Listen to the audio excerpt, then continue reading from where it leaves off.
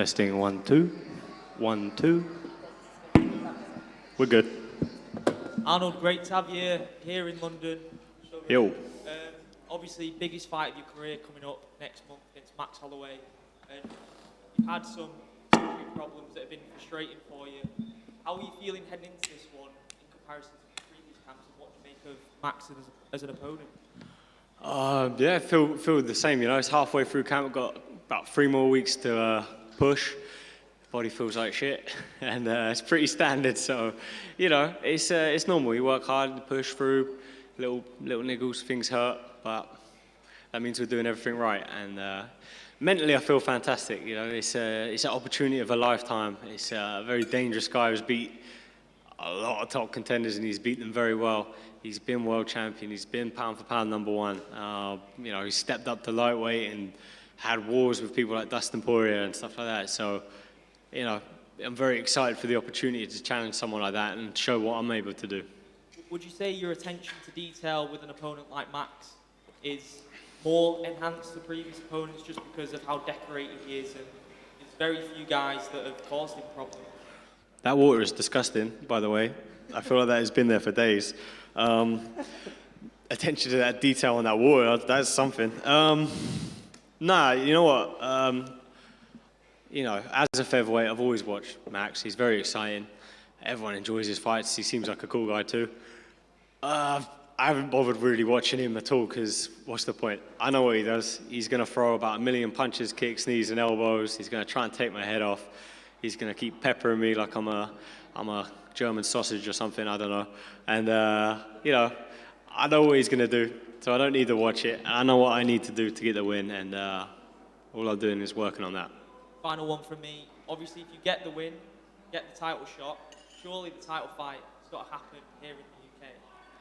I don't think there's a chance that Volk's the champion, right? You think he's got to go travel?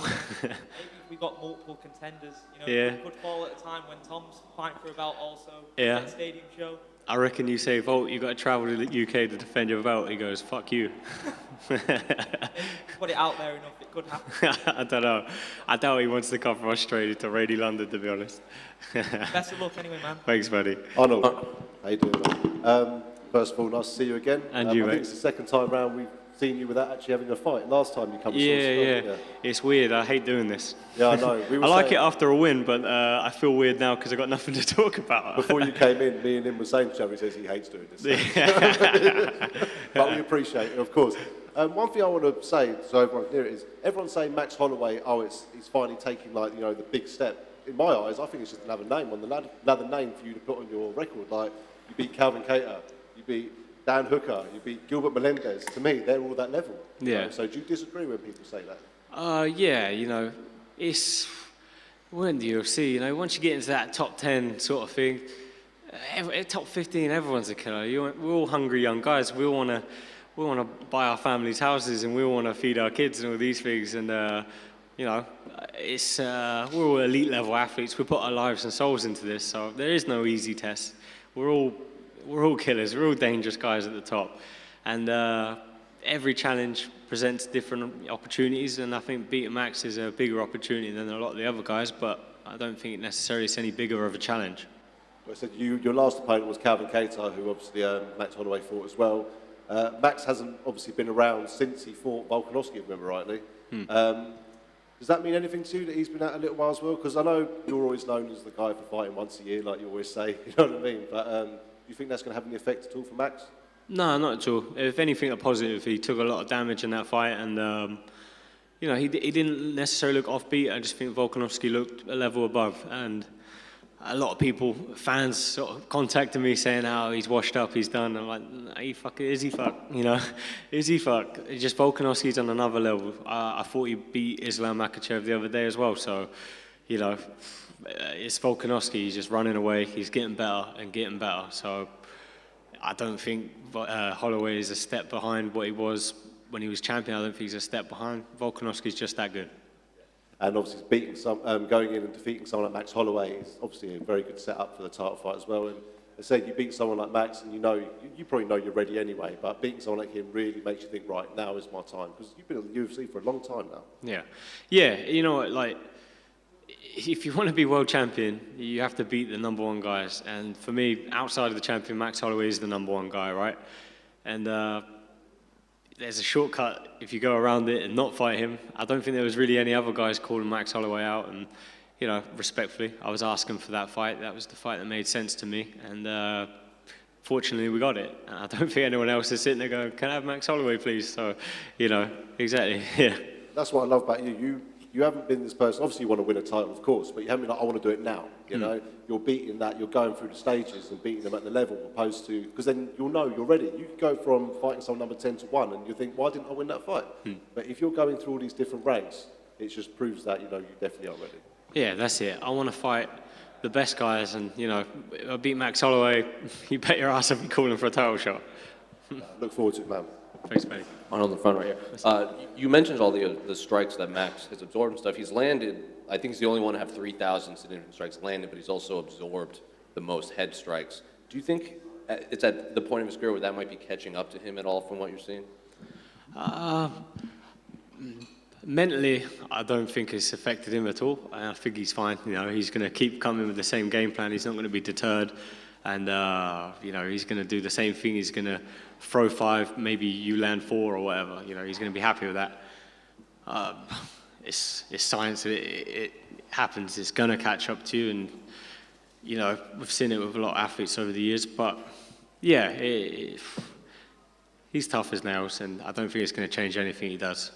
And we talk a lot about Volk's win, but Yair Rodriguez, of course, won the interim title in the co-main event. I'm curious, what was your reaction to his performance, and how do you see that playing out between Volk and Yair? Yeah, that was literally, other than the submission, that was to a T how I thought the fight was going to go. But I think Volkanovski's too well-schooled, too tactical, too fit, and he's going to dominate in that fight, if they do fight. Is that booked? Yeah. Oh, okay, yeah. There's like rumors that might be happening. I feel like he needs a rematch with Islam, you know? Arnold. What's up, buddy? Good? Yeah, I'm okay. How are you? Good, thank you. I'm starting to get lost with all these hairstyles, man. Can't keep up. One day you're bald, one day you've got hair. I'm just an at-home barber now. I keep doing like a mullet, a board, and I'm like, you know what, shave it off, and then it grows long, and then I'm like, mullet again. So Jose touched on Yair versus Volkanovski. If Volkanovski does win, I don't think he'd be too fussed about coming to England, to be honest, because Islam went over to Australia to defend his title. I think he'd gladly come to London and defend against you, to be fair. Yeah. Why do you think he wouldn't? Oh, you've seen Australia, it's quite nice. The weather looks good. Have you seen it outside? It's grey, it's miserable. Little roadworks going on. Just a couple of quick ones from me as well. Jai Herbert obviously just fought. Did you manage to catch that fight, and what did you think of his performances since he's your teammate? Yeah, I watched it obviously. It was a rough one. I thought he did well.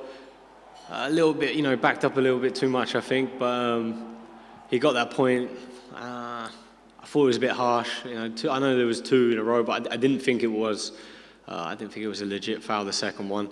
But got to be careful in those positions, especially when that happened just before. But yeah, I guess he was winning if he got a draw and he got a point taken off, right? So yeah, he was doing good, nice work in the clinch, but I think just backing up a little bit too much, that was also. And just finally, again, your teammate fights in the main event today, Leon. How do you see that fight playing out? I think it's going to be a lot more like the first round they had. And I firmly believe that Leon didn't appreciate the altitude as much as he should have, you know. And it's a real thing. It will get you. You know, Usman lives in there, and, you know, he lives it all year round. He's sort of accustomed to it, you know. And being at the weigh-ins Friday, you know, hearing the crowd for Leon. I've been at this O2 arena, I've weighed in there at the same sort of scale, the same event, the same scale sort of thing, and it's never been like that before. And to see such a hostile crowd with Usman, I don't think he's ever experienced anything like that. You know, people say it, some people are cold to it, but I'm no psychologist, but I feel like he's not that cold to it. Yeah. Just last one from me. You touched on there that you felt that Volkanovski needs a rematch with Islam. In your opinion, how do you think that first fight went down, and how do you think he would do in a rematch? Yeah, I thought he won. I thought Volkanovski won. He looked amazing. I had it with some of my coaches. My coach sort of said the opposite. But, you know, it is what it is. But I thought he looked good. It was very impressive. I thought he was going to look good. I didn't think he was going to win. Obviously, he didn't win, and he did look good. So I guess I am right there. But yeah, I felt like he won. I thought he did enough to win. And the new sort of judging criteria, but I don't know. Do they use that? It's all over the place sometimes, you know. And in a rematch, how do you think a rematch would go down if they do it a second time? If what he says is true, that he was a bit apprehensive because of the strength, the size difference, and he's sort of slow in the first rounds, then if he runs away in the first couple of rounds, yeah, I think he can get the win. Thanks, guys. Big up, Jake Hadley. Yes. Go on, man.